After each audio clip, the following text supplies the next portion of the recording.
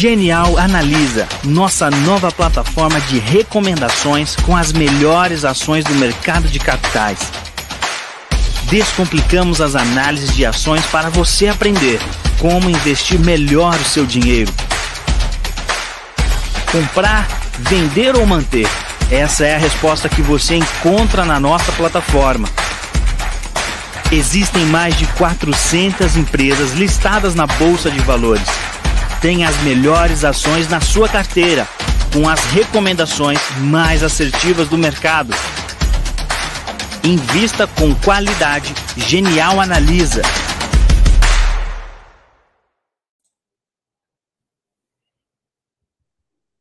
Fala aí, pessoal, sejam muito bem-vindos a mais um podcast Genial Analisa. Gente, eu sempre falo que cada episódio aqui é um episódio especial, mas na verdade hoje é um especial ao quadrado. Primeiro que a gente tem a estreia no podcast Genial Analisa aqui do Zé Márcio Camargo, que é o nosso economista-chefe. E segundo que a gente tem ele aqui para falar sobre um tema super relevante, que está muito em alta e as pessoas têm mandado bastante dúvida aqui para a gente. Então, Zé, obrigado por estar aqui primeiramente, é sempre uma honra contar aqui com a sua presença, com as suas aulas, vamos colocar assim dessa forma. E, cara, eu estou muito ansioso para te ouvir, espero também que o pessoal aqui no chat também já deixa aqui até o convite para vocês comentarem, tirarem as suas dúvidas com o Zé, porque o tempo dele aqui é sempre muito especial. E aí vocês podem até ver, né, o podcast hoje está super cheio aqui também. Então, Zé, queria que você desse só uma palavrinha para o pessoal antes de eu apresentar todo mundo. Obrigado vocês pelo convite, é um prazer enorme estar aqui com vocês. Vamos conversar um pouco sobre essa questão de inflação, como é que funciona, por quê, o que está acontecendo no mundo, porque a inflação agora é um fenômeno mundial, né? Então, acho que muito obrigado pelo convite, estou à disposição de vocês, vamos conversar e vamos ver se a gente consegue entender melhor esse processo. Show de bola. E aqui comigo, pessoal, a gente tem vários analistas aqui da casa, o Brunão está sempre aqui com a gente, o Iago também, o Vitão, o Gabriel, o Igor, fora o pessoal também que está assistindo isso aqui, não participando, mas sempre aqui junto com a gente, e a vocês do chat também, a gente já tem 50 pessoas, então fica aqui também sempre aberto, enfim, de novo, comentando para você deixar o seu like, se inscrever, tirar suas dúvidas, comentar aqui que a gente passa para o Zé e ele vai respondendo. Mas, cara, eu acho que seria muito legal, Zé, se a gente pudesse começar falando um pouco sobre esse panorama de inflação primeiro, e depois a gente fala também sobre dólar e commodity. E óbvio, né, à medida que o tempo vai passando aqui, a gente traz as perguntas e vai tirando as dúvidas com você, que eu acho que isso é o melhor das coisas que a gente pode fazer aqui, aproveitar o tempo até para tirar nossas dúvidas e ver onde que a gente vai caminhar, né, ao longo do tempo aí, até porque isso impacta diretamente os investimentos e todo investidor, nós sempre costumo falar, acho que quanto mais informação tem, quanto mais atualizado está, melhor é para tomar as decisões assertivas, né? Então, isso é super interessante. Zé, obrigado por estar aqui, acho que eu passo a bola para você e fico aqui só ouvindo aqui a aula agora. Deixa eu falar um pouquinho aqui como é que eu acho que vale a pena a gente tentar entender o que está acontecendo, né? Por que fundamentalmente, o que acontece, né? Há 10 anos atrás, a gente tinha uma expectativa de deflação no mundo, né? Principalmente no mundo desenvolvido. Todos os governos, os bancos centrais do mundo desenvolvido, Estados Unidos, na Europa, etc., estavam preocupados com a possibilidade de você ter deflação, ou seja, de redução de preços de bens e serviços. E agora, por alguma razão, tá certo? Nós vamos tentar entender agora, por alguma razão, você tem um problema de inflação generalizada em praticamente todos os lugares do mundo. Não é só no Brasil que a gente tem inflação. No Brasil, nós estamos com uma taxa de inflação de quase 11,5% ao ano, tá certo, no IPCA, mas nos Estados Unidos a taxa de inflação já bateu 8,5%, é a maior taxa de inflação em 41 anos. No Reino Unido, a taxa de inflação já bateu em 7%. Na Alemanha, que é um país que tem a maior preocupação com a taxa de inflação já está em 7,5%, tá certo? E em todos esses lugares, inclusive no Brasil, a inflação continua acelerando, continua aumentando. No caso do Brasil, especialmente, não só ela está aumentando, como ela está aumentando depois de vários aumentos de taxa de juros. O que está acontecendo? Qual é a característica dessa inflação? O que mudou no mundo que gerou essa inflação? Primeira coisa importante, essa inflação tem duas origens, basicamente. A primeira coisa importante é a pandemia. Né? Quer dizer, quando a gente teve a pandemia, né, vocês se lembram lá, todo mundo tem que ficar em casa, não tem problema, depois a gente cuida da economia, vamos ficar em casa e, consequentemente, vamos ver o que acontece. Isso gerou uma queda na demanda muito importante, mas, ao mesmo tempo, gerou também uma queda de oferta. Né? Quer dizer, as empresas não podiam produzir, porque os trabalhadores não podiam ir trabalhar, independentemente de ser bom ou ruim do ponto de vista de saúde. Eu não estou discutindo isso, tá certo? Não é essa a discussão aqui. A pergunta é qual é a origem da inflação. Então, você teve uma redução de oferta e uma redução de demanda muito importante. Porque o resultado disso foi que as expectativas quanto à inflação no mundo caíram substancialmente. Se você pegar lá a expectativa de taxa de inflação no Brasil, lá em abril e maio de 2020, nós estávamos com expectativa de inflação de 1,5% em 2020, tá certo? Ora, 1,5%, o Banco Central foi lá e falou, bom, tem que diminuir juros, a inflação vai ser 1,5%, não faz sentido eu ter taxa de juros de 4, 4,5%. Vamos diminuir juros para 2%. Da mesma forma, aconteceu nos Estados Unidos, aconteceu na Europa, tá certo? Todo mundo estava com uma expectativa de inflação muito baixa e todos os bancos centrais, diante dessa expectativa de inflação muito baixa, simplesmente reduziram os juros. No caso dos Estados Unidos e da Europa, no caso dos Estados Unidos, reduziram os juros a zero, e no caso da Europa, reduziram os juros para uma taxa negativa. Certo? Os juros ficaram negativos lá no início de 2020, quando começou a pandemia. Por outro lado, tá certo? Os governos, diante da queda da renda das pessoas, porque as pessoas não podiam ir trabalhar, diante da queda da renda das pessoas, aumento de desemprego, etc., os governos fizeram grandes programas de transferência de renda, programas bem agressivos de transferência de renda para as famílias. Aqui no caso do Brasil, por exemplo, não sei se vocês se lembram, nós fizemos um programa de auxílio emergencial que transferiu R$ 600 por pessoa para as famílias, tá certo? Durante 6 meses. Tá certo? R$ 600 pode parecer pouco, mas era metade do salário mínimo um pouco mais da metade do salário mínimo naquela época. Ora, quase 50% da população brasileira ganha menos que um salário mínimo. Se você transfere para essas pessoas metade daquilo que elas ganham normalmente, tá certo? Você está praticamente mantendo a renda real dessas pessoas. Isso significou que, enquanto do lado da taxa de juros, você teve uma queda substancial da taxa de juros, tá certo? Do lado da oferta, você teve uma redução de oferta importante, porque as pessoas não podiam ir trabalhar, as fábricas ficaram paradas, a demanda se manteve num nível bastante elevado, porque os governos fizeram políticas fiscais muito agressivas. Então, você teve a quase manutenção da demanda agregada, ao mesmo tempo em que a oferta agregada caiu substancialmente por causa dessas questões políticas. Isso gerou uma enorme pressão inflacionária vindo do excesso de demanda em relação à oferta. Junta-se a isso o fato de que, com a volta do sistema da produção, com a volta da economia, do funcionamento da economia, você gerou uma série de gargalos no sistema produtivo, que se deve ao fato de que, quando você para a empresa, você demite o trabalhador, rompe contrato com o fornecedor, rompe contrato com o seu distribuidor. Aí, quando você volta, você tem que refazer esses contratos, recontratar os trabalhadores, encontrar novos trabalhadores. Em suma, é muito mais difícil, demora muito mais tempo você voltar a produzir do que você voltar a ter demanda. Se tinha demanda e não conseguia voltar à produção. Isso é questão dos gargalos no sistema produtivo. Finalmente, quer dizer, você tem essa guerra do leste europeu, que significa o seguinte: se você pegar a Rússia e a Ucrânia, esses dois países correspondem mais ou menos 30% da oferta de algumas das commodities mais importantes do mundo, como petróleo, gás natural, milho, trigo, frango. Tá certo? A Rússia, especificamente, ela exporta 30% da exportação de petróleo do mundo vem da Rússia, gás natural, tá certo? Fertilizante. Então, isso é o seguinte, que com a guerra, você tirou esses dois países do mercado de commodities, do mercado internacional de commodities. Você teve uma redução da oferta de commodities muito forte. Com a redução da oferta, você teve mais aumento de preço. Então, você tem, na verdade, dois tipos de inflação que estão acontecendo. Primeiro, uma inflação de excesso de demanda gerada por políticas fiscais agressivas, políticas monetárias agressivas e incapacidade de responder a essas políticas com aumento de oferta. E, por outro lado, você tem uma inflação gerada por choques de oferta devido ao fato de que você tem uma guerra no mundo entre dois países que são grandes produtores de commodities. A oferta de commodities caiu alguma coisa em torno de 30% nos últimos 2 2 meses, tá certo? Isso gerou um aumento do preço de 40% do preço do petróleo, um aumento de 50% do preço de gás natural, um aumento de 30% do preço do trigo, um aumento do preço do milho, um aumento no preço no preço do frango, um aumento, etc. Então, você tem duas origens do processo inflacionário. E os bancos centrais estão tentando tratar os problemas, sabendo que você tem duas fontes de inflação que são completamente diferentes. Uma coisa é o excesso de demanda.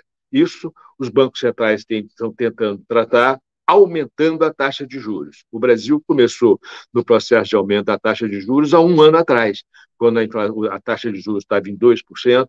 No final de 2020, teve uma aceleração inflacionária importante, gerado, em parte, por choque de oferta, mas, nesse caso, principalmente, gerado pelo excesso de demanda, tá certo? E, desde então, o Brasil está aumentando os juros a uma rapidez relativamente rápida, de forma relativamente rápida, e estamos já com uma taxa de juros de 11,75% ao ano, e na próxima reunião do Copom devemos ter mais um reajuste, provavelmente de 1 ponto de porcentagem, levando para 12,75%. É nosso cenário, ainda vem mais outro para 13,25%, tá certo? Por quê? Exatamente porque você precisa controlar esse excesso de demanda. Ao mesmo tempo, o choque de oferta continua acontecendo. O preço do petróleo bateu $140, caiu, está voltando, tá certo? E esses choques de oferta acabam gerando uma pressão inflacionária que os bancos centrais têm muito pouco controle, porque nenhum banco central tem controle sobre a oferta de bens e de commodities no mercado internacional de commodities. Esses preços são quase totalmente aleatórios. O que o Banco Central pode fazer é reduzir a demanda internamente por essas commodities. Esse é o processo. Eu tenho só uma pergunta, acho que não que, enfim, não cortando esse tema, mas só para trazer também uma visão do que você tem de visão para o dólar. A gente viu que o dólar começou a cair bastante, e aí tem muitas opiniões no mercado. Tem gente que fala que o dólar continua caindo, tem gente que fala que o dólar não cai mais, vai voltar a subir, que na verdade essa queda é só momentânea. Qual que é a visão sua, especialmente do time de economistas da Genial, para o dólar em si? Bom, Zé, só mais uma coisa, se eu puder engrenar nessa pergunta também, que eu acho que é legal a gente dar uma olhada. Você acha que o Brasil antecipou, de uma certa forma, um movimento que a gente tende a ver no mundo, e por essa razão a gente tem esse impacto tão forte no dólar? Então, a gente acelerou essa curva de juros, e muito do que a gente viu no ano passado, até de queda de bolsa, é uma questão que foi principalmente pelo fato da gente ter antecipado um movimento que deve acontecer ao longo desse ano no mundo inteiro. Então, a gente pode ver esse mesmo efeito que a gente viu no Brasil ao longo do ano passado, agora para o restante do mundo. E você acha que isso deve impactar o câmbio também? Então, tudo bem, a gente teve uma pressão para baixo no dólar, mas essa elevação da curva de juros, você vê um impacto, mesmo a esses níveis de commodity e tudo mais, no câmbio, podendo levar ele para cima de novo, até porque a gente está num cenário eleitoral ao longo desse ano. Então, qual que você espera que seja esses efeitos no dólar? Elevação de juros lá fora e eleitoral aqui no Brasil. Vamos ver o que aconteceu, né? Quer dizer, o que aconteceu é curioso, porque você vê o seguinte: lá em 2020 nós tivemos uma grande desvalorização do real, em 2021 nós tivemos outra grande desvalorização do real. No final de 2021, final de dezembro de 2021, o real começou a se valorizar e valorizou-se intensamente desde então. Na verdade, o mês de março, com o início da guerra no leste europeu, a trajetória de valorização se aprofundou bastante e ficou muito mais rápido do que em janeiro e fevereiro. Mas o início do processo de valorização começou no finalzinho de dezembro, no finalzinho de 2021. O que aconteceu que gerou essa mudança de comportamento do dólar em 2021, se comparado com o início de 2022? A primeira coisa importante é o seguinte: quer dizer, lá em 2020, quer dizer, o Brasil tinha uma taxa de juros muito baixa.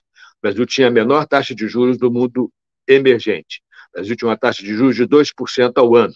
2% ao ano era muito baixo para o padrão de Brasil e para o padrão de país emergente. O que determina? Quais são os fundamentos mais importantes que determinam o comportamento da taxa de câmbio? A primeira coisa importante é o risco fiscal, o risco prognóstico de que o governo vai ou não vai pagar a sua dívida. Tá certo? O segundo fundamento importante é o diferencial de juros entre o seu país e os outros países, para os seus pares, e o diferencial de juros entre o seu país e os países desenvolvidos.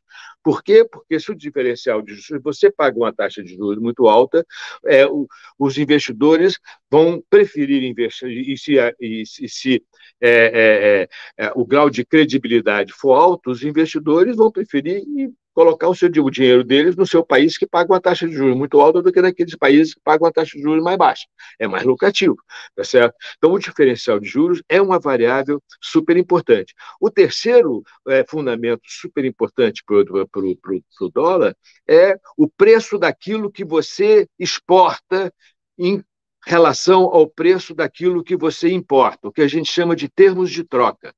Quando os preços daquilo que você exporta aumenta em relação ao preço daquilo que você importa, isso significa que você vai receber mais dólares do que pagar, tá certo?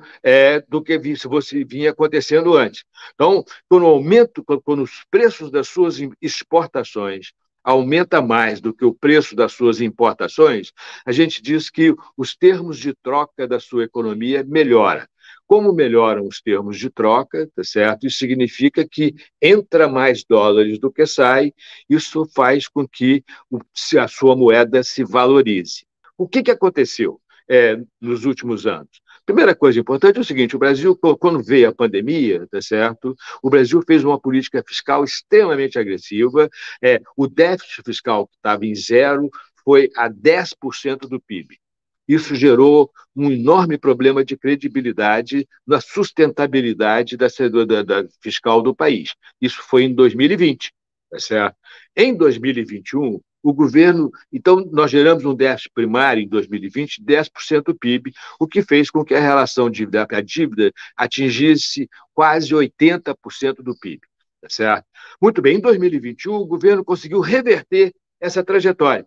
Ela conseguiu gerar um superávit primário de 0,75% do PIB, como a economia cresceu 4,5%, os preços das nossas exportações aumentaram. O que aconteceu foi que a nossa dívida caiu para algo próximo a 80% do PIB. Ela saiu de 92% para 79% do PIB. Isso melhorou muito a credibilidade fiscal do país. O risco fiscal diminuiu bastante em 2021 em relação a 2020. Depois veio o aumento de taxa de juros. O Banco Central começou a aumentar juros em março de 2021, tá certo? E, à medida que a taxa de juros foi aumentando, o diferencial de juros entre o Brasil e os outros emergentes, e entre o Brasil e os países desenvolvidos, foi aumentando. O Brasil foi ficando cada vez mais atraente para o capital financeiro internacional. Então, o Brasil voltou a ser atraente e voltou a atrair capital privado, tá certo? E para investimento em portfólio e para investimento direto também, tá certo? Consequentemente, o que aconteceu foi que começou a entrar dinheiro no final de 2021 e essa entrada de recursos gerou essa valorização do real. Quando foi em fevereiro, no dia 24 de fevereiro, nós tivemos o início da guerra no leste europeu. Isso fez com que os preços das nossas exportações explodissem, tá certo? Os termos de troca melhoraram substancialmente e o que gerou a valorização de 8,5% do real no mês de março em relação ao dólar. Ou seja, você tem uma série de fatores que estão acontecendo. O que vai acontecer no futuro? Bom, é só olhar os fundamentos e tentar entender o que vai acontecer no futuro. O primeiro ponto importante é o seguinte: essa guerra não vai, na minha avaliação, essa guerra não vai acabar no curto prazo. Ela vai demorar para acabar. Nós vamos ter uma falta de oferta, uma falta de oferta de várias commodities, das quais o Brasil é um grande exportador, como, por exemplo, petróleo, frango, metais de modo geral, tá certo? Milho. Então, o preço dos produtos exportados pelo Brasil vai continuar muito elevado em relação ao que era antes. Nós vamos ter uma melhoria substancial dos nossos termos de troca. Isso é positivo para a valorização cambial. Segundo ponto importante é que, aparentemente, aparentemente, a situação fiscal está mais ou menos sob controle. Não tem nenhuma grande discussão fiscal nesse momento. A discussão que tem é o aumento de salário de funcionário público aí de 5%, tá certo? Mas que supostamente vai ser compensado com uma redução de gastos com emendas parlamentares, de tal forma a manter o orçamento dentro do teto do gasto. Tá certo? O ano passado nós tivemos aquela discussão horrorosa de vai acabar com o teto, não vai acabar com o teto, porque isso gerou um enorme aumento no risco fiscal brasileiro, tá certo? Foi uma das razões da desvalorização que aconteceu lá em 2021.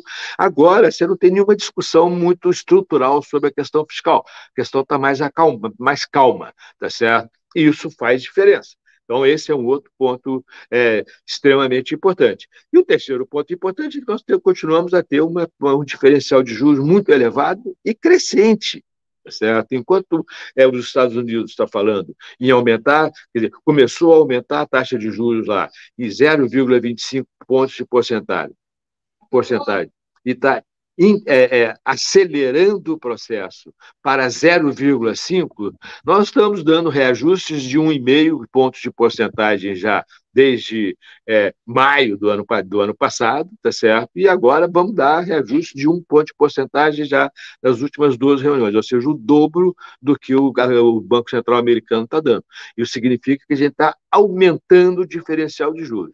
A minha avaliação, dado que a guerra deve continuar, os preços das commodities devem continuar altos, tá certo? A taxa, o diferencial de juros deve continuar elevado. Se não tiver nenhuma crise fiscal, nenhuma bobagem do lado fiscal, a nossa avaliação é que o real deve continuar se valorizando durante algum tempo ainda, tá certo? Se a gente olhar, é um cenário muito parecido, é interessante, porque é um cenário muito parecido com o que aconteceu entre 2003 e 2010, com uma diferença que você teve exatamente a mesma coisa, aumento de preço de commodities, tá certo? Aumento, melhor tempo de troca, grande entrada de recursos, investimento nos setores produtores de commodities, que é o que vai acontecer aqui agora também, e uma forte valorização cambial.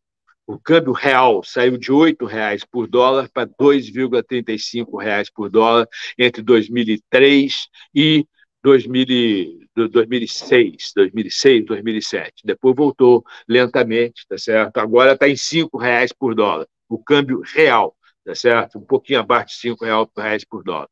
É um cenário parecido. A diferença é que lá você teve esse cenário de aumento de preço de commodities, etc., porque a China passou a crescer 12% ao ano, aumentou muito a demanda por commodities, isso aumentou os preços das commodities e gerou todo esse processo de valorização. Agora, o que está acontecendo foi um choque de demanda positivo.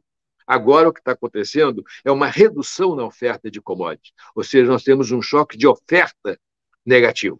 Esse choque de oferta, a diferença é o seguinte: quando você tem um choque de demanda positivo, você gera um grande incentivo para investimento, porque tem demanda, a demanda está crescendo. Se a demanda está crescendo, vamos investir. Se você tem um choque de oferta negativo, esse incentivo só acontece, quer dizer, só acontece naqueles setores em que os preços estão subindo, que são nos setores de commodities, mas não acontece nos outros setores paralelos, tá certo? Então, a gente deve ter um aumento de investimento nos setores produtores de commodities, que aqui no Brasil, isso vai gerar crescimento da economia, ou algum crescimento da economia, mas não tanto quanto aconteceu lá naquela década em que a economia cresceu a uma taxa razoavelmente elevada naquele momento. Tá certo? Mas a nossa avaliação é que deve sim continuar uma certa valorização para algo em torno de 4,20, 4,30, tá certo? Mais lento do que estava acontecendo, porque agora a gente tem um Banco Central americano, que é o maior banco central do mundo, reduzindo liquidez no mercado financeiro internacional, vendendo títulos, quando ele estava comprando títulos até o final do ano passado. Agora ele vai reverter e vai começar a vender títulos, tanto títulos públicos, treasuries, quanto títulos garantidos por hipotecas, títulos privados garantidos por hipotecas, os MBS, tá certo? A expectativa é que o anúncio do Fed é que eles vão vender 95 bilhões de dólares por mês, sendo 60 bilhões em Treasuries e 35 bilhões em MBS, tá certo? É uma redução muito forte de liquidez a cada mês, tá certo? Então, isso vai significar um aumento de taxa de juros longa, né? Na verdade, já aconteceu. Tá certo? A curva estava com inclinação negativa, já está com inclinação positiva. As taxas longas, taxas de títulos dos títulos de 10 anos, já estão em 2,7, pouco acima, próximo de 2,7, quando estava em 2,3, antes do anúncio dessa mudança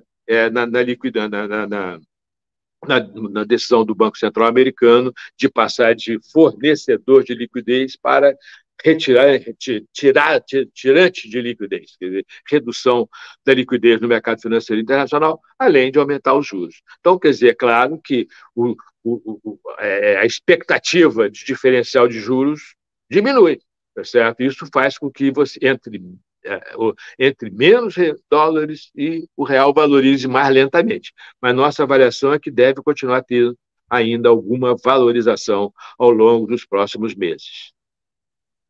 Zé, qual que é o cenário desculpa, Bruno, qual que é o cenário então de dólar para fim de 22 de vocês e o de Selic e IPCA? Você tem isso aí de cabeça?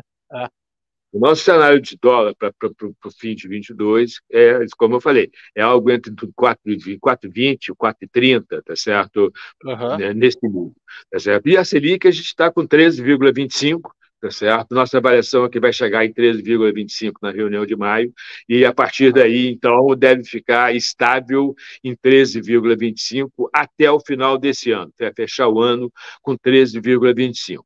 É importante deixar claro aqui o seguinte, esses cenários, principalmente o cenário de taxa de juros, ele é particularmente frágil, porque uma parte grande da inflação que a gente está vivendo é a inflação de choque de oferta, e isso a política monetária não controla. O efeito da política monetária sobre a demanda interna e secundariamente, tem um efeito sobre a demanda por commodities aqui dentro, tá certo? Então, você tem que, se tiver continuar tendo muito choque, se o preço do petróleo continuar aumentando, vai para 120, 130, 140, 150, tá certo?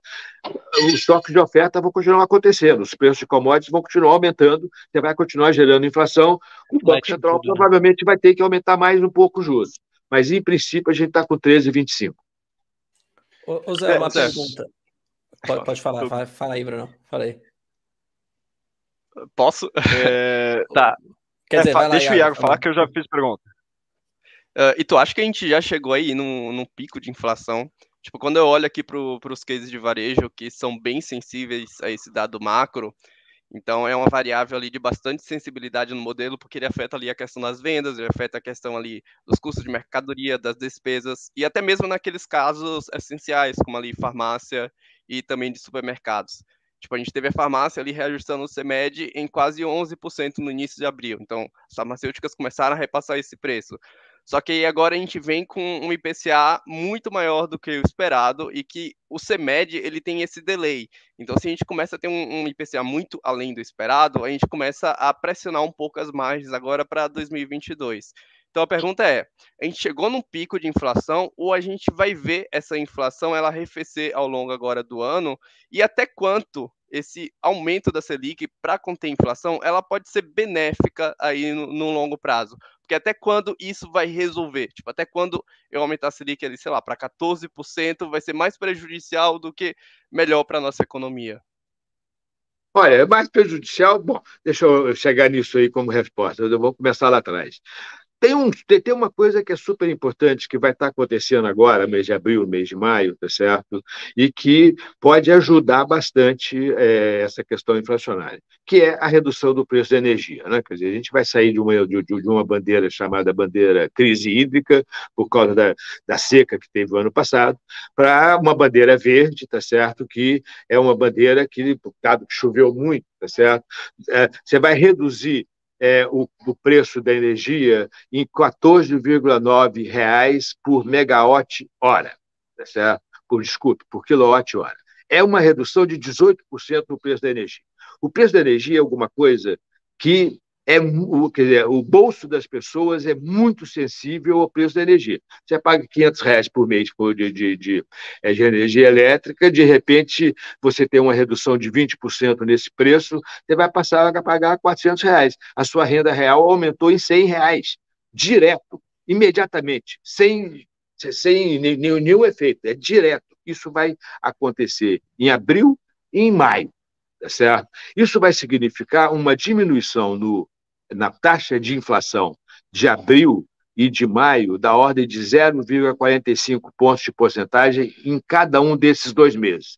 Então, se a inflação fosse, suponha, 1,5% em abril, ela vai ser, na verdade, 1,05% por causa da queda no preço da energia. A mesma coisa em maio, tá certo? Isso significa um arrefecimento da taxa de inflação, inclusive da taxa de inflação anual, tá certo? Porque na margem você vai estar tendo uma taxa de inflação mais baixa do que você tinha antes, por um choque de oferta positivo. Esse é o caso, o oposto do choque de oferta negativo. É o choque de oferta positivo. Além disso, nós tivemos uma valorização cambial aí da ordem de quase 20%. Isso vai afetar preços de comerciáveis, vai diminuir preços de comerciáveis, não tenha dúvida que vai diminuir. Se essa desvalorização cambial permanecer, ela não precisa nem de continuar valorizando. Se o câmbio permanecer nesse nível aí de 4,50, 4,70, tá certo? Os preços vão refletir, os preços de bens comerciáveis, indústria, alimentos e etc., vão refletir essa valorização. Tem alguns preços que já estão refletindo essa valorização. Isso também vai ser importante. Então, esses 2 fenômenos, esses 2 fatos, esses 2 choques positivos, tá certo? Pode fazer com que as expectativas para a inflação no futuro comecem a dar uma arrefecida lentamente. Isso ajuda nisso que você está chamando a atenção, Iago, que é o seguinte, olha aqui, ó, as empresas vão ter mais cuidado para repassar a inflação para os preços, simplesmente porque eles vão esperar uma inflação menor lá na frente. E se eles repassarem muito a inflação para os preços, eles podem perder mercado no momento em que a economia está desacelerando por causa das taxas de juros muito altas. Então, você tem 2 efeitos aí, 2 pontos que vão favorecer uma redução da taxa, 3 pontos que vão favorecer uma redução da taxa de inflação. A queda do preço da energia, a valorização cambial e a política monetária, que tem uma taxa de juros muito alta, que está fazendo com que a demanda comece a se reduzir, tá certo? A crescer menos, pelo menos, tá certo? Então, isso pode fazer com que a inflação comece a ceder em algum momento aqui nos próximos meses. É certo que vai acontecer? Não, não é certo, exatamente porque uma parte grande da inflação vem de choque de oferta, que o Banco Central não tem nenhum controle. Tá certo? O Banco Central tem algum controle sobre sobre o diferencial de juros, tá certo? Tem algum controle sobre a demanda, porque o aumento da taxa de juros diminui a demanda, tá certo? Mas não tem nenhum controle nem sobre o cenário fiscal, nem sobre essa questão aí do choque de oferta, tá certo? Então, tem que esperar. Quer dizer, numa situação em que uma parte grande da inflação é choque incontrolável, tá certo? Choque de oferta que acontece lá na Ucrânia, não tem muito que você pode fazer que não seja controlar aquilo que você tem algum efeito sobre e tentar controlar a inflação dessa forma, tá certo? Mas é mais difícil porque uma parte grande da aceleração inflacionária vem de efeitos secundários de uma coisa que você não controla. Ô Zé, eu quero te trazer uma pergunta aqui do chat que o Rodrigo mandou. Ele falou, mesmo que a guerra acabe daqui a 1 ou 2 meses, esses efeitos sobre as commodities podem durar quanto tempo? Não, é impossível saber. Eu, pelo menos, não consigo saber exatamente quanto tempo vai durar o efeito sobre commodities. Mas eu acho o seguinte, suponha que a guerra acabe amanhã, tá certo? Mas suponha que ela não só acabe amanhã, como você acabe com todas as restrições às exportações russas para o resto do mundo, as restrições das commodities que a Rússia exporta, de fertilizante, petróleo, gás natural, de tal forma que você recompõe milho, trigo, de tal forma que você recompõe uma parte da oferta dessas commodities no mercado no mercado internacional das mesmas, tá certo? Ainda assim, a Ucrânia vai estar destruída. A Ucrânia não vai conseguir voltar com as suas exportações no curto prazo. Não tem jeito. A Ucrânia vai ter, não tem porto, os portos foram, uma parte dos portos foram destruídos, tem um problema de infraestrutura física que foi destruído ao longo da guerra, tá certo? E tem essa questão, pois você tem uma história de morte de aves, tá certo? Bombardeio e aí depois as aves mortas ficam lá no chão, tem uma peste, tá certo? Parece que dizimou uma boa parte do plantel de aves de frango da Ucrânia, que é um grande exportador de frango. Então, isso não vai voltar. Tá certo? Isso significa o seguinte: os preços dessas commodities eles podem cair um pouco se a guerra acabar amanhã e a Rússia voltar, tá certo? Os países do Ocidente permitirem a volta completa da Rússia, tá certo? Que a Rússia é o maior produtor de commodities e exportador de commodities do mundo. Então, vai cair um pouco, porque você vai ter um choque de oferta positivo em relação ao pior momento da guerra, mas não vai voltar tudo, porque você não vai conseguir voltar com toda a oferta, porque a Ucrânia está destruída. Tá certo? Agora, eu acho que esse não é o cenário mais provável. O cenário mais provável é que, se a guerra acabar amanhã, os países ocidentais não vão permitir que a Rússia volte para o mercado de commodities. Não vão permitir, porque vai ser muito estranho, né? Você faz uma guerra, você proíbe a Rússia de exportar, proíbe os países de importar da Rússia, tá certo? E cria um cerco econômico à Rússia e, de repente, acaba a guerra, você fala, não, tudo bem, vamos funcionar igual estava antes, como se nada tivesse acontecido. Isso só vai acontecer se tiver um golpe de Estado na Rússia e derrubarem o Putin e colocarem lá um governo simpático ao Ocidente, o que parece muito pouco provável. Tá certo? Então, o mais provável é que, mesmo que a guerra acabe, você continue tendo um choque de oferta negativo importante e, consequentemente, os preços do commodities devem continuar elevados durante algum tempo. A minha avaliação é que esse ano os preços de commodities vão continuar bastante altos e, provavelmente, o ano que vem também. Tá certo? Deixa eu só comentar uma coisa aqui em relação às commodities, principalmente na parte de petróleo.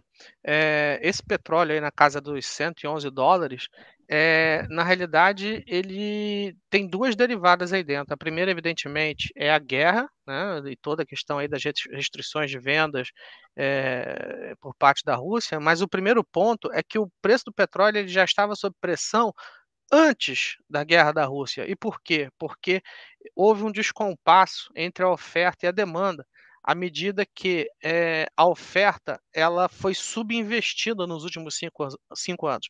Nos últimos 5 anos, as empresas de petróleo ao redor do mundo elas investiram muito pouco na parte de exploração e focaram nas renováveis.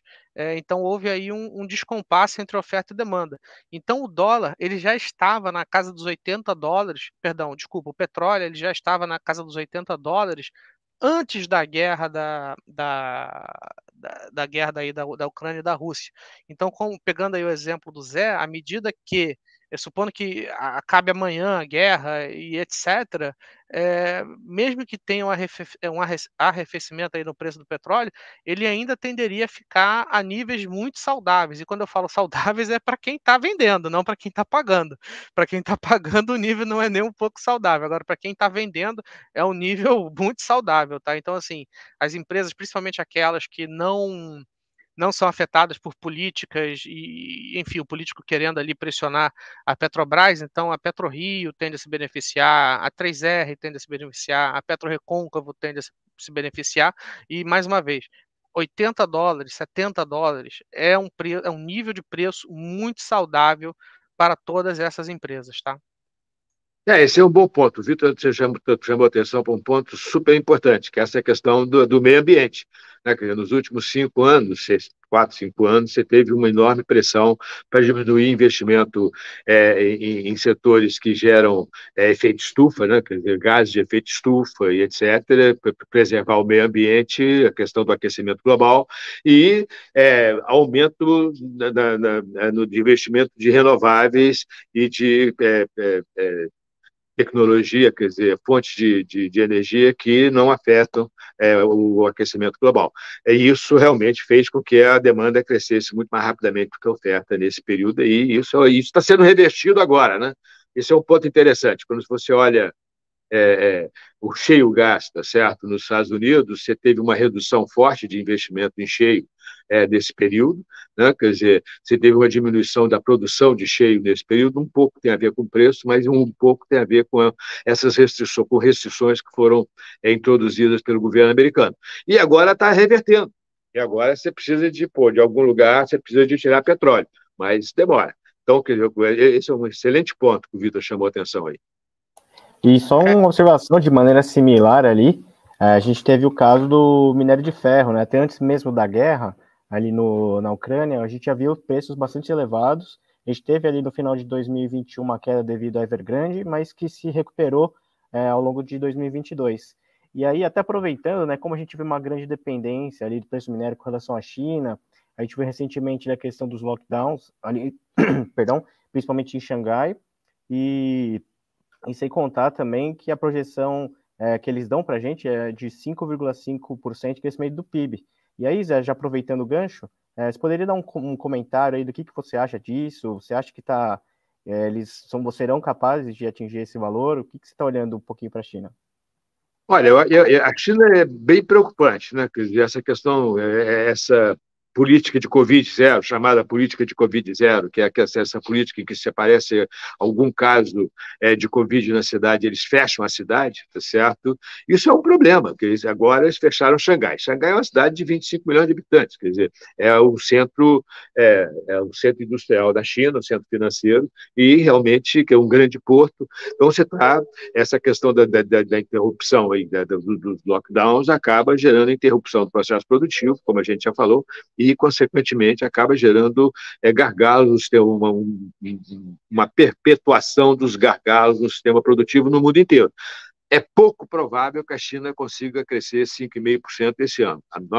Se você olhar o PMI de serviços na China, já está no nível de 43,6 pontos, que indica uma recessão forte no setor de serviços, tá certo? Então, os sinais são de desaceleração forte, principalmente no setor de serviços, tá certo? Então, isso pode afetar preço de commodities metálicas, principalmente, certo? Quer dizer, minério de ferro, esse tipo de coisa, mas que, por enquanto, quer dizer, o efeito tem sido relativamente pequeno. Mas pode afetar preço de minerais metálicos, tá certo? Eu acho pouco provável que a China consiga atingir o seu objetivo de crescer 5,5% esse ano. Eu acho que é mais provável algo próximo de 4%. E tem um comentário aqui bem interessante do chat, que parece que a Finlândia e a Suécia estão querendo entrar para a OTAN, né? Então, assim, a gente estava aqui conversando. Será que a guerra acaba amanhã? Então... Não, esse é um outro ponto. Quer dizer, isso está na origem desta guerra, né? Quer dizer, lá atrás, pelo menos é o que a Rússia fala, né? Quer dizer, a Rússia justifica a invasão da Ucrânia exatamente com o fato de que vários países que eram da União Soviética, tá certo? Estavam dentro da cortina de ferro até 91, mas para vários países como a Polônia, tá certo? A Tchecoslováquia, na verdade não é mais Tchecoslováquia, é Checo e Eslováquia, né? Então, esses países entraram para a OTAN. A OTAN está caminhando em direção ao leste. E a Rússia tem uma questão histórica, né? Quer dizer, a Rússia sempre foi invadida pela Europa Ocidental, né? Quer dizer, o Napoleão, tá certo, invadiu a Rússia, o Hitler invadiu a Rússia, sempre pelo oeste, né? Do oeste da Rússia. E a Rússia sempre, quer dizer, o ponto da Rússia é sempre o seguinte: eu não quero a fronteira entre a Rússia e a OTAN tem que ser uma fronteira pró-Rússia. Caso contrário, a Rússia está muito exposta a uma invasão dos países da OTAN. Tá certo? Então, essa questão aí da Finlândia, e foi por isso que no final da Segunda Guerra Mundial, esses países, a Finlândia e a Suécia, a negociação foi torná-los neutros, exatamente para evitar que a OTAN fizesse fronteira com a Rússia diretamente. Agora tem depois da invasão, tem essa conversa de que a Finlândia e a Suécia estão pensando em fazer parte da OTAN, o que vai ser um problema. Na verdade, o presidente da Rússia, o ex-presidente Medvedev, já fez uma declaração hoje dizendo que isso não vai ser aceito facilmente pela Rússia, que a Rússia vai usar armas para resolver esse problema. Se sobrar alguma arma lá, né? Vamos ver. Na Rússia tem muita arma. Ô Zé, queria fazer uma pergunta para você com relação à eleição aqui no Brasil. Eu lembro da gente ter uma conversa mais no passado sobre o eventual desenrolar da pandemia e os impactos que isso poderia ter no pleito eleitoral aqui no Brasil, principalmente pela percepção das pessoas em relação ao governo em meio à pandemia.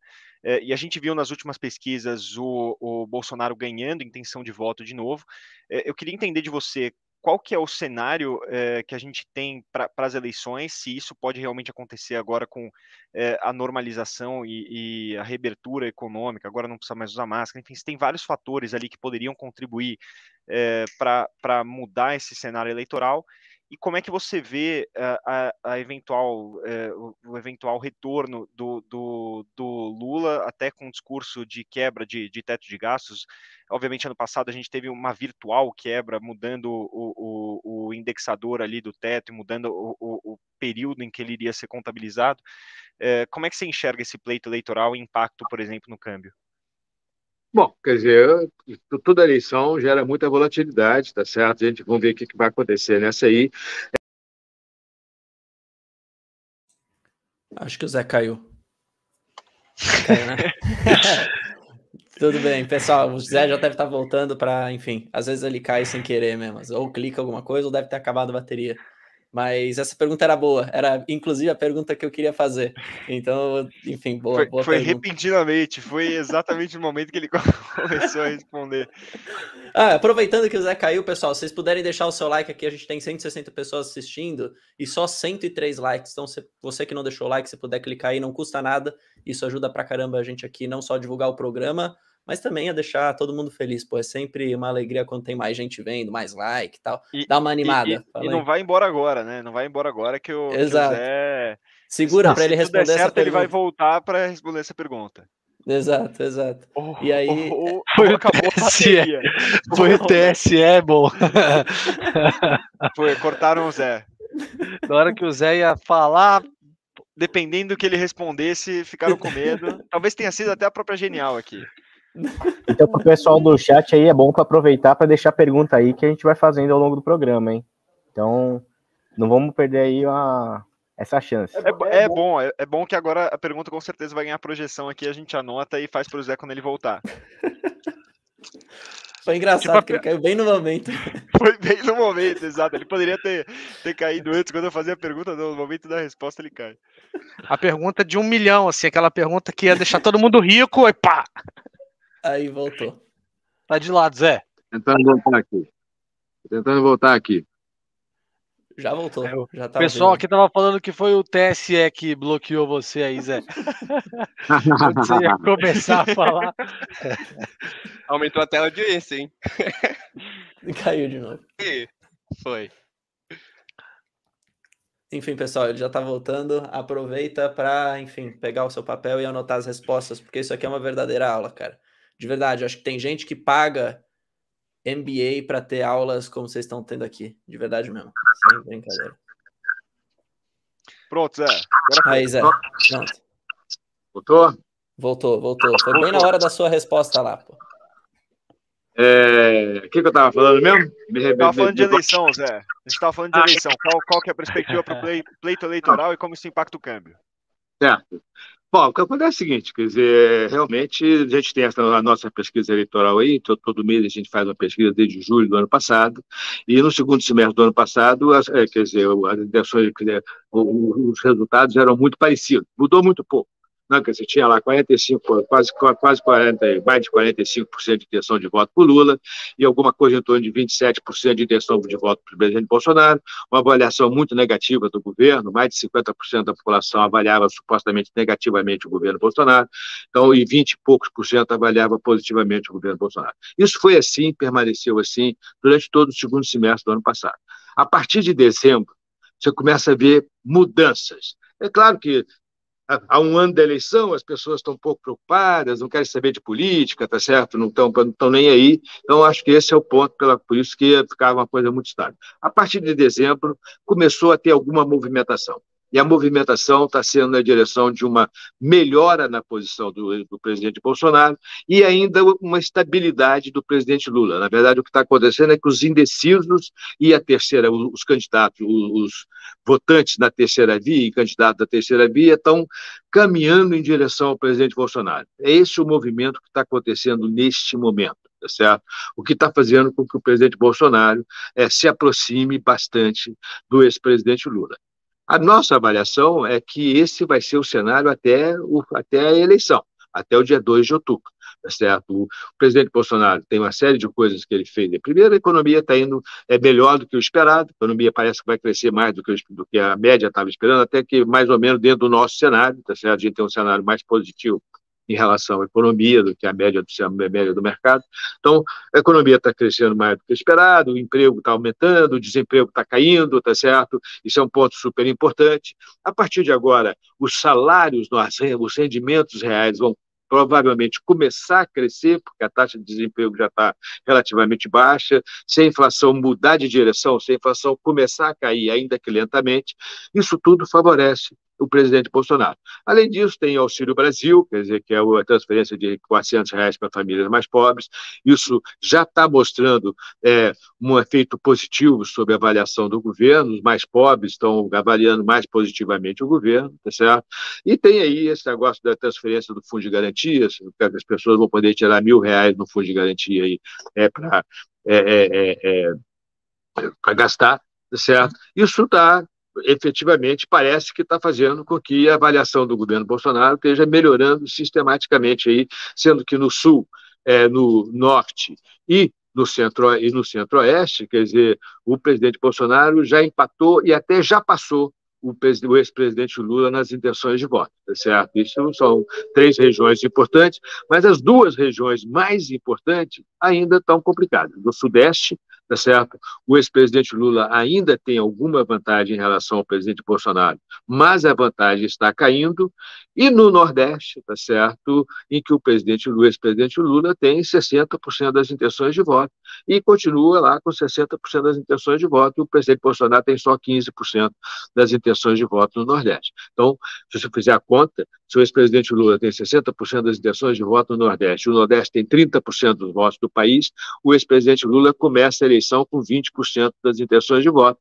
E o presidente Bolsonaro, que tem 15% das intenções de voto, em 30%, tem 5% dos votos do país. Você tem uma diferença aqui de 15 pontos de porcentagem que tem que ser tirada no resto do Brasil. Então, é muito importante o presidente Bolsonaro aumentar suas intenções de voto no Nordeste, certo? Então, isso é um ponto importante. O presidente Bolsonaro sabe disso, tanto que ele está viajando muito para o Nordeste, estava investindo muito no Nordeste, esse programa Auxílio Brasil está muito direcionado para o Nordeste, tá certo? A nossa expectativa é que esse processo deve continuar ainda durante todo o processo eleitoral e que a gente vai ter uma eleição dura. Não vai ser uma eleição fácil, ao contrário do que muita gente achava há 2, 3 meses atrás. Os sinais são de que a eleição é dura. Agora, eu acho que a variável fundamental dessa eleição vai ser a taxa de inflação. Consequentemente, uma variável fundamental dessa eleição vai ser o comportamento da taxa de câmbio. Se a taxa de câmbio valorizar e melhorar e facilitar a queda na taxa de inflação, para o presidente Bolsonaro, isso é um cenário muito positivo.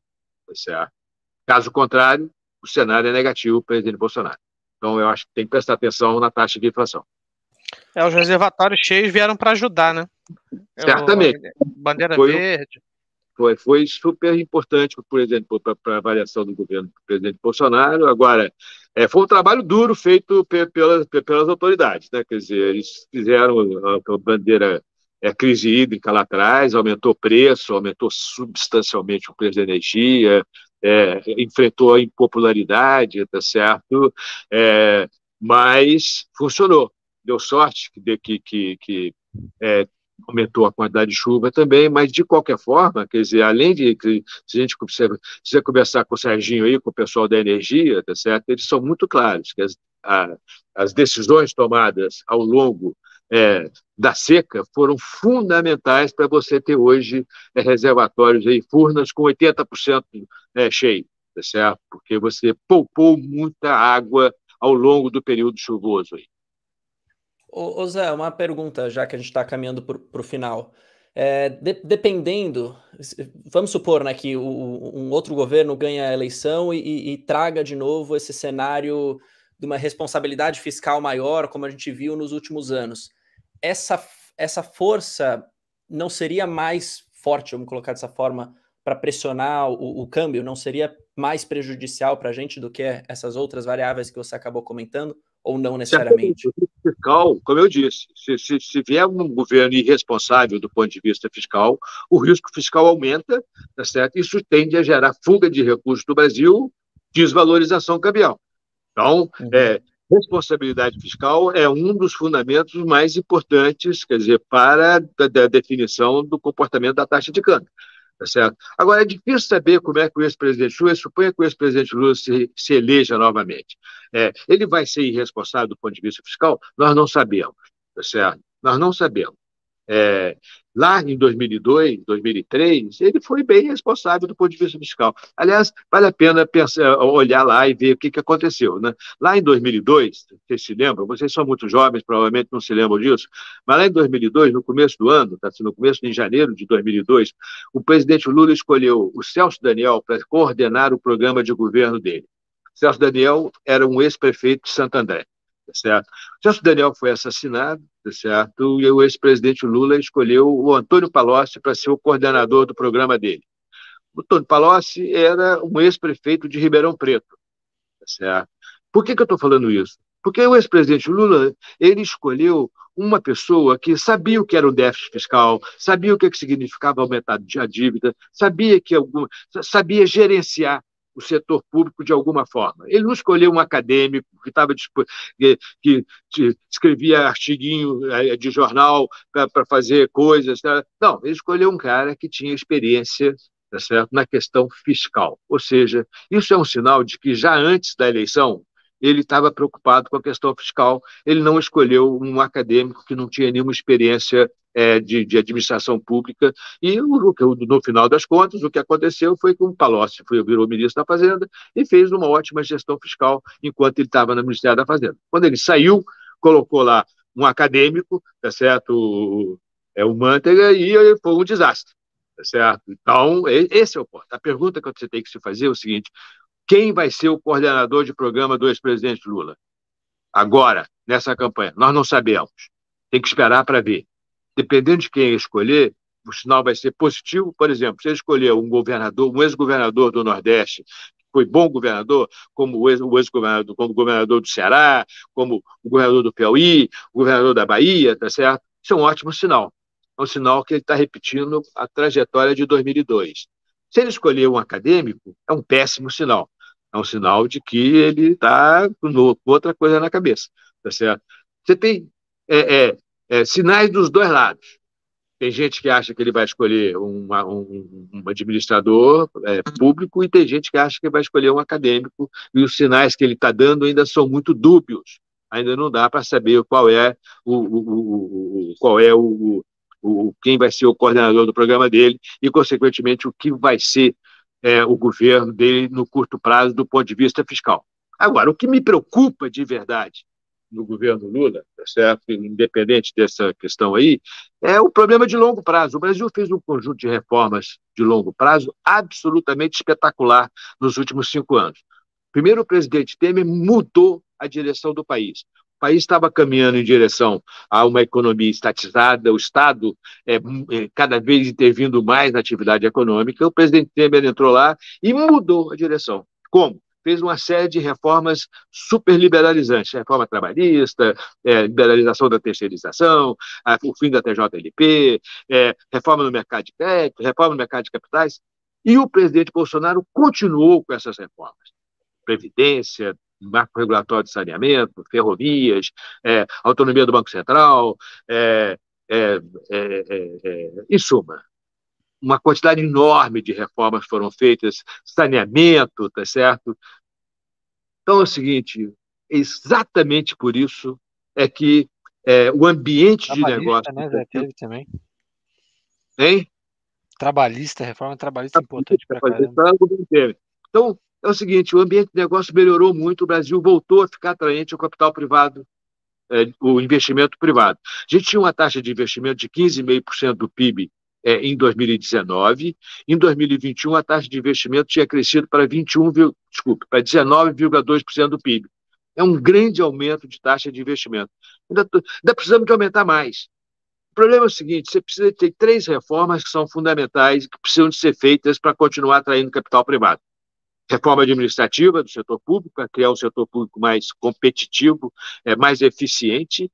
Uma reforma tributária que simplifique o sistema tributário brasileiro, que diminua a carga tributária sobre as empresas e aumente a carga tributária sobre as pessoas, tá certo? Pessoas físicas. E a abertura da economia. O Brasil ainda é um país muito fechado para o comércio internacional. O Brasil precisa se abrir para o comércio internacional. E a gente tem uma grande chance disso acontecer agora, porque você tem um processo de desglobalização acontecendo,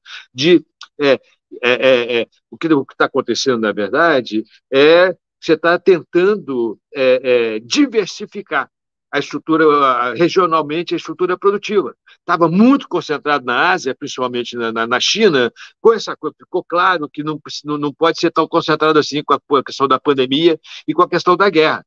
Então, está claro para as empresas e para os governos que esse processo de globalização não pode gerar tanta concentração de produção numa região só. E o Brasil, cara, se ele continuar com essas reformas, o Brasil pode se tornar extremamente atraente para esse capital que está saindo do leste da Ásia, tá certo? Do sul da Ásia, para vir para lugares mais perto e diversificar a estrutura produtiva. Se o presidente Lula se eleger pela 4ª, pela 3ª vez, tá certo? Tem certeza que essas reformas não vão ser feitas, porque o PT não acredita nelas. E eles não vão fazer uma coisa que eles não acreditam. Então, ele já está falando em voltar atrás na reforma trabalhista, tá certo? Eu não acho que ele vai conseguir, por causa do Congresso, mas não importa. Eles não vão caminhar para frente. Isso significa que a gente vai ter mais uns 10 anos de estagnação, pelo menos. Como a gente já tem 30 anos de estagnação nas costas, tá certo? A gente vai ter aí mais 10 anos, ou seja, a gente vai ficar cada vez mais pobre. Esse é um problema. Acho que esse é o maior problema, na verdade, na minha avaliação. Falavam que com a entrada do Alckmin aí na chapa talvez caminhasse para o centro, né? Mas hoje eu estava vendo um vídeo do Alckmin lá no sindicato dos trabalhadores lá. Não não nada essa chapa. Gritando Lula, nada. Lula, Lula. O Alckmin não acrescenta nada. Zero. Na verdade, eu acho que até reduz piora, né? Piora. Certo. Queria trazer mais uma última pergunta aqui nesse tema. Na verdade, é mais para os analistas também, mas o Zé fica muito à vontade também de dar opinião. O Alexander falou assim: não se esqueça de perguntar sobre o tema da live. Sempre aí, hein? Ele tá sempre mesmo nas lives, isso é verdade. Valeu, Alexandre, por acompanhar. Não esqueça do like. E ele falou assim: onde investir com a inflação alta? Então, acho que a gente pode fazer uma dinâmica legal. Acho que pode começar pelo Vitão e depois cada um fala um pouquinho, até chegar no Zé e depois a gente termina. Tá, o case, é difícil saber quem consegue acompanhar todas as nossas lives, né? Mas vamos lá. Quando nós montamos a nossa carteira top 5 lá no início do ano, a gente já considerava, sim, um cenário de commodities alta, mas também um cenário de pressão sobre a inflação. Então, assim, dentre os picks da nossa carteira top 5, existem 2 nomes que jogam muito bem exatamente nesse cenário. O primeiro é a 3R, tá? Que já é nosso top pick, é uma empresa de redesenvolvimento de poços maduros e que, como eu comentei agora há pouco, o preço do petróleo na casa dos $100 é um preço. Vamos supor que o preço do petróleo caia a $70. Ainda é um excelente negócio para as petroleiras, tá bom? A $100 poxa, melhor ainda.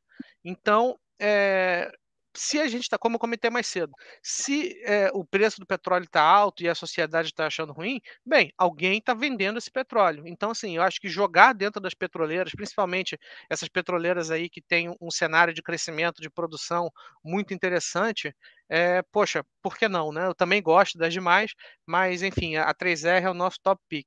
Tá? Então, esse é um dos nomes para se jogar nesse cenário. Não mudou nada, a ação está com uma performance muito boa, segue muito barata e é uma empresa para a gente ficar de olho aí. E o segundo nome é a própria Lupar, que também faz parte da nossa carteira de ações. E que, bem, vocês sabem muito bem que ela é 80% uma empresa de transmissão de energia e que tem os contratos indexados ao IPCA, ao IGPM. Do IGPM, se eu não me engano, fica ali na casa dos 40% dos seus contratos indexados ao IGPM.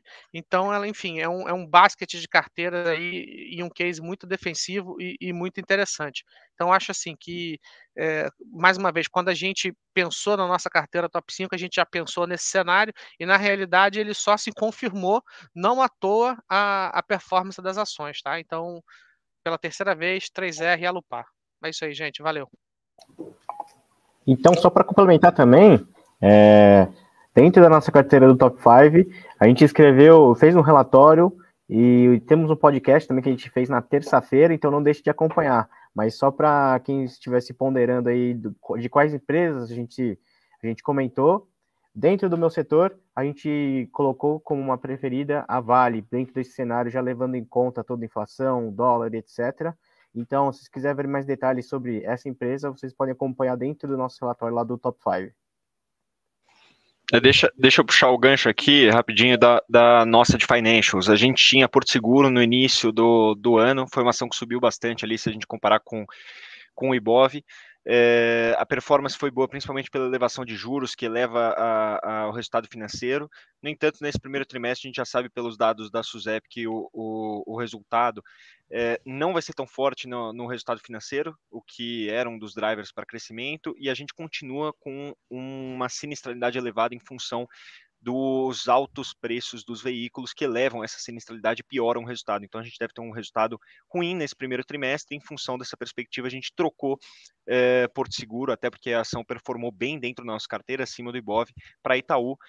Os bancões, tradicionalmente aqui no Brasil, surfam períodos macroeconômicos mais desafiadores com uma certa maestria. A gente vê o Itaú melhor posicionado para esse cenário macro em função de um forte crescimento de receita. Ele conseguiu reprecificar a carteira de uma forma interessante, deve ter um forte crescimento de receita, e mesmo com a elevação de inadimplência que a gente deve ver ao longo de 2022, rumo a uma normalização dos níveis pré-pandemia, o Itaú tem um nível de receita, de crescimento de receita considerável no guidance deles para comportar essa elevação de provisão. Então, em função disso, a gente alterou a recomendação dentro do top 5 para Itaú como uma ação preferida desse ambiente de financials, e para quem quiser saber mais, pode também acessar essa tese no relatório.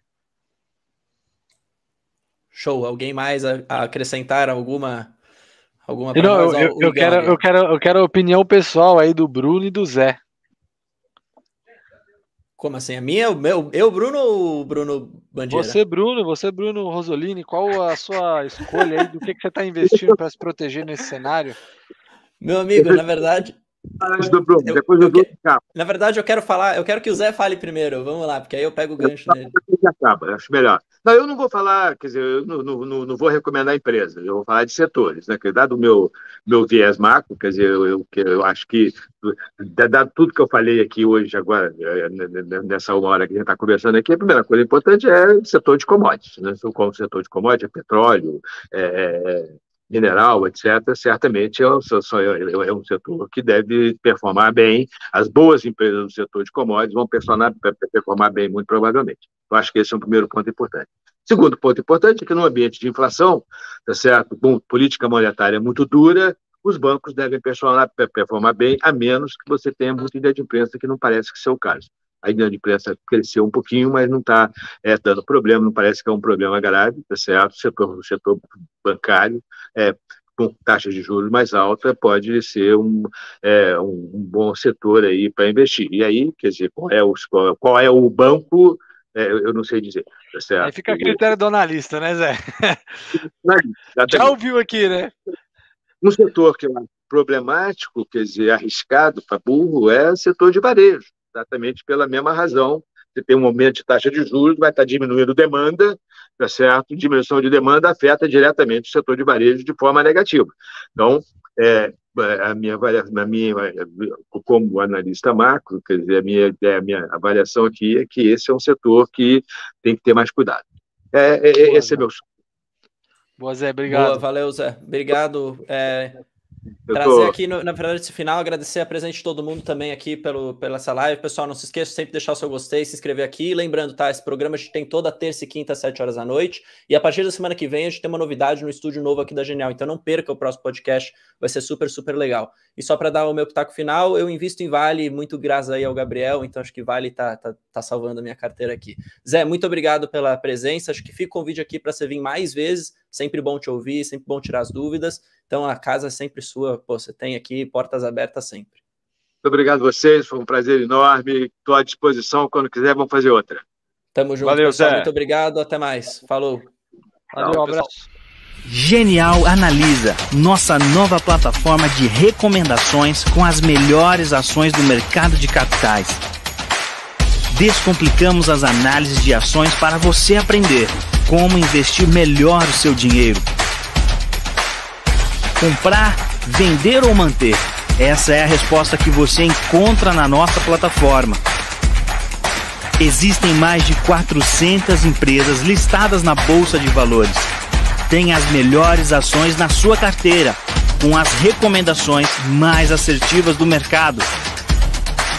Invista com qualidade. Genial Analisa.